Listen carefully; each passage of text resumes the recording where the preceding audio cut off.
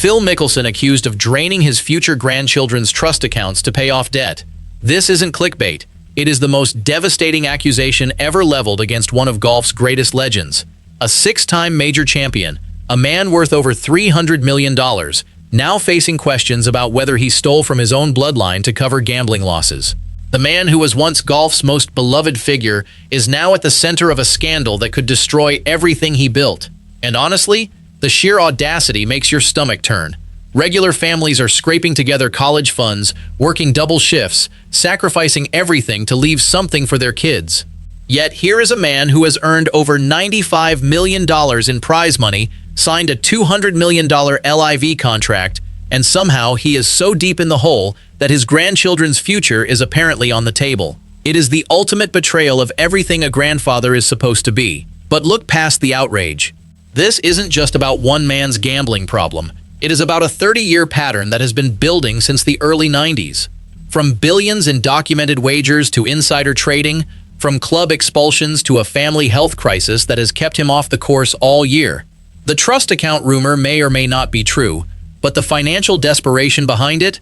That is very, very real. Let me show you exactly how Phil Mickelson got here, and what it means for his legacy. Personally, I think this is the most damning story in golf history. Do you believe the trust account allegations are true, or is this just another rumor targeting a fallen legend? Drop it below. And if real golf journalism is what you're here for, you're in the right place. Subscribe so you don't miss what comes next. That is how much Phil Mickelson has wagered over his lifetime. Not earned, not invested, wagered. Billions of dollars flowing through bookies, casinos, and offshore accounts over 3 decades. To put that in perspective, it is more than most people will earn in 1,000 lifetimes. And it all started long before he ever won a major championship. Mickelson's gambling wasn't a recent habit. It was there from the beginning. Back in the early 90s, when he was still an amateur at Arizona State, rumors followed him. But back then, he was the golden boy, the smiling lefty who signed autographs for hours and kissed his wife after every win. Nobody wanted to believe the whispers. They wanted to see the family man, the champion. And for a long time, that image protected him. But the image couldn't protect him from the federal government. In 2014, the FBI and the IRS began looking into Mickelson's finances. Between 2010 and 2014 alone, Mickelson lost tens of millions of dollars betting on sports. The total amount he wagered during that same period was estimated at over $100 million, more than he had earned from tournament purses in his entire career at that point. The SEC wasn't buying the defense. They went after him. And Mickelson, facing the possibility of prison time, agreed to repay the money. He got off with a fine and a slap on the wrist. But the damage was already done. The public got a glimpse into a world they had never seen. A golf legend was being investigated for financial crimes. The image of the smiling lefty was cracking, and the cracks were becoming impossible to ignore. But losing money was only half the story. The real question was, who was going to collect? That question leads to a man named Billy Walters. Walters is one of the most famous professional gamblers in American history. He was also the man who gave Mickelson the insider trading tip. But Walters was more than just a source of information. He was a debt collector. Mickelson owed him nearly $2 million. That debt wasn't just a number on a spreadsheet. It was a constant pressure, a reminder that the gambling lifestyle came with real consequences. Walters wasn't the only one. There were bookies in Las Vegas, offshore operators, and high-stakes poker games where Mickelson was a regular. The debts kept growing, and every time Mickelson won a tournament, a chunk of that prize money went straight to paying off his losses. But even that wasn't enough. The more he won, the more he bet. The cycle was vicious, and it showed no signs of stopping. Then, there was the money laundering connection. In 2023, federal investigators revealed that Mickelson had sent nearly $3 million to a sports handicapper running an illegal gambling operation.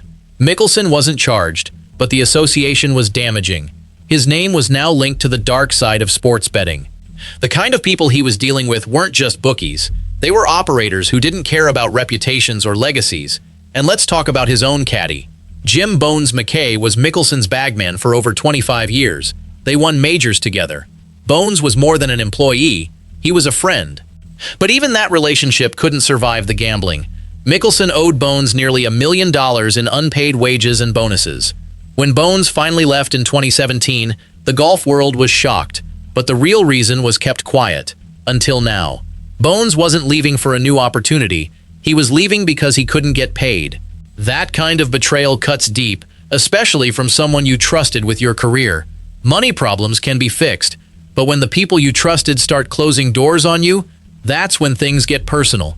The first door that closed was at the Farms Golf Club in Rancho Santa Fe, California. This was Mickelson's home course. In early 2026, that all changed. A female employee reported an incident.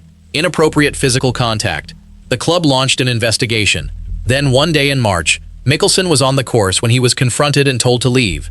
His membership, held for decades, was revoked. The club's statement sent shockwaves. No name was given, but everyone knew who they meant.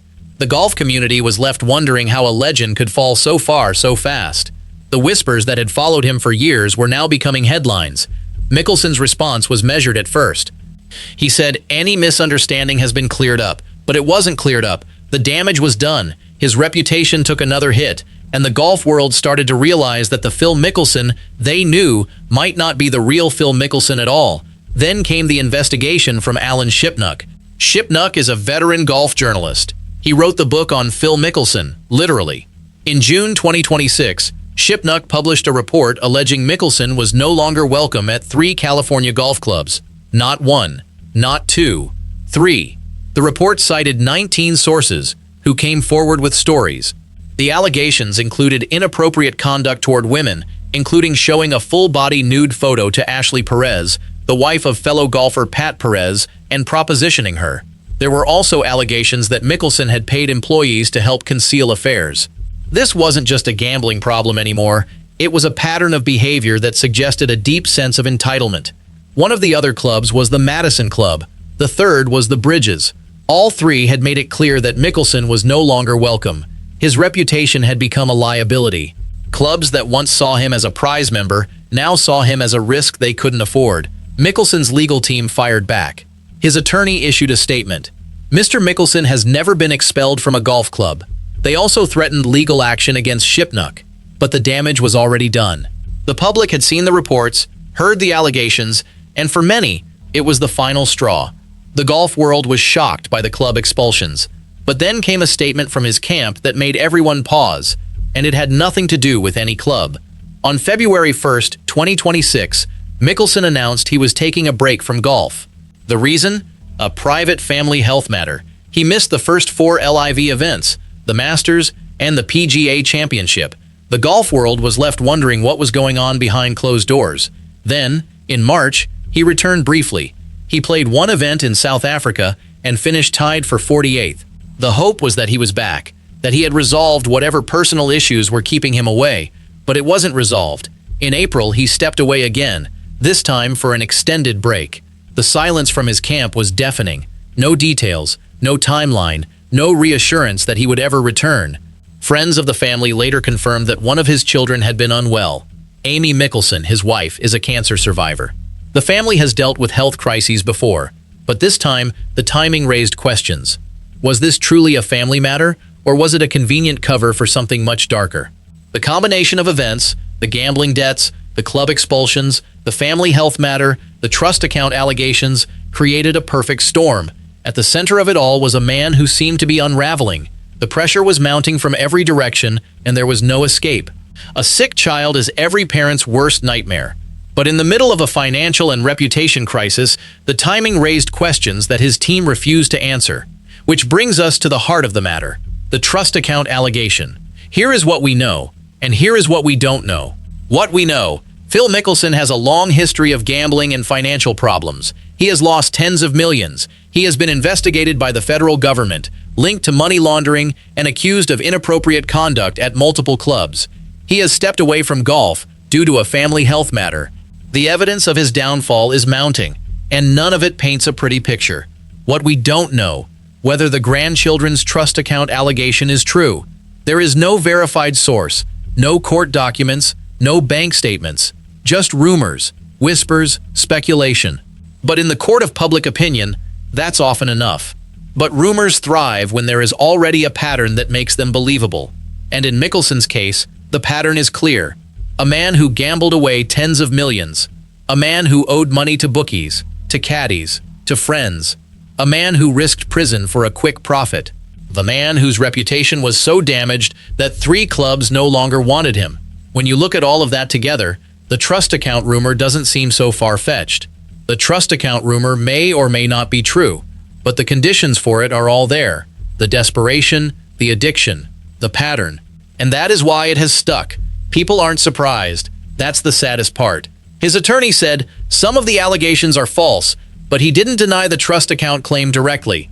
That kind of non-denial speaks volumes. If it were completely false, wouldn't you expect a flat-out rejection? Instead, they chose their words carefully, leaving room for interpretation. But here's what makes this different from every other rumor. For the first time in 30 years, the people who protected Phil Mickelson are no longer talking. Think about that.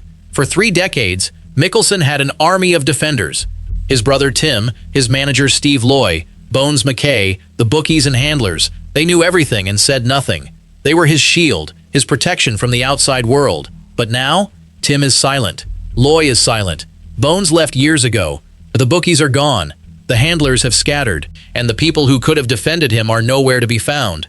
That silence is louder than any accusation. It tells you that even his inner circle has had enough. When the people who made you millions start distancing themselves, you know the story is about to get worse. And it did, in a way no one saw coming. LIV Golf was supposed to be Mickelson's safety net, a $200 million contract, a team of his own. But LIV is crumbling. Reports suggest the public investment fund may end its support. The entire operation is on shaky ground.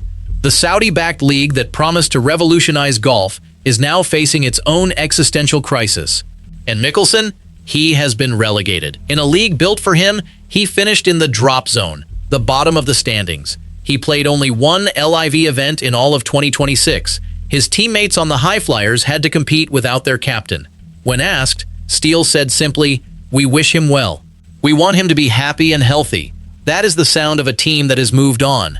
They've accepted that their captain is gone, and they're not waiting for him to come back. The HyFlyers are competing without their leader, and they're doing just fine. And the majors?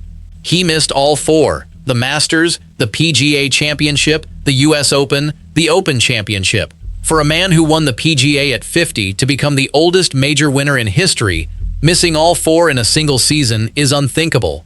The majors were his stage, his domain. Now he's a ghost at the very tournaments that defined him. His career earnings exceed $95 million. He signed a contract meant to set his family up for generations.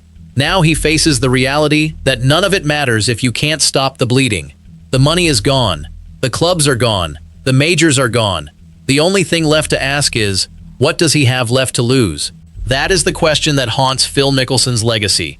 What he built was remarkable. 6 majors, a Hall of Fame career. He was the people's champion, the guy who could do things with a wedge that no one else could, who signed autographs until his hand cramped, who kissed his wife after every win. He represented everything good about the game, or at least he used to. But that legacy is now buried under everything that came after. The gambling, the insider trading, the money laundering, the club expulsions, the accusations, the trust account rumor. True or not, it has attached itself to his name like a curse. And every new revelation makes it harder to remember the man he used to be. There is a comparison to Tiger Woods. He had scandals, lost everything, but came back to win the Masters in 2019, proving a legend could rise from the ashes. But Tiger was younger, had Nike behind him, and a public willing to forgive if he kept winning. Mickelson is 56. He doesn't have Nike or the PGA Tour. He has LIV, which may not exist in a year. He has a family health crisis, legal battles ahead, and a shattered reputation. The path back is steep, maybe even impossible. Can he come back? Probably not. The game has moved on. The fans have moved on. The clubs have moved on. And the people who once protected him are gone. There's no redemption arc left for a man who has burned so many bridges. You can measure a man by what he built, but you really know him by what he burned down on the way out. Phil Mickelson built a legacy that should have lasted forever. He won 6 majors, entertained millions, inspired a generation. He was the guy who smiled through pressure, made impossible shots look easy, and never stopped fighting. But somewhere along the way, he lost sight of what really mattered. The bets kept coming. The debts kept growing. And somewhere along the way, he forgot that the most important thing you can leave your grandchildren isn't money. It's a name they can be proud of, a legacy they can look up to, a story worth telling. The trust account allegations may never be proven. They may remain a rumor, a whisper, a shadow, but the fact that people believe it is all the evidence we need. The fact that it is plausible is the real tragedy, because it means that Phil Mickelson, one of the greatest golfers who ever lived, has become someone who could be accused of stealing from his own grandchildren, and nobody is surprised. That is not just a fall from grace, that is a fall from everything.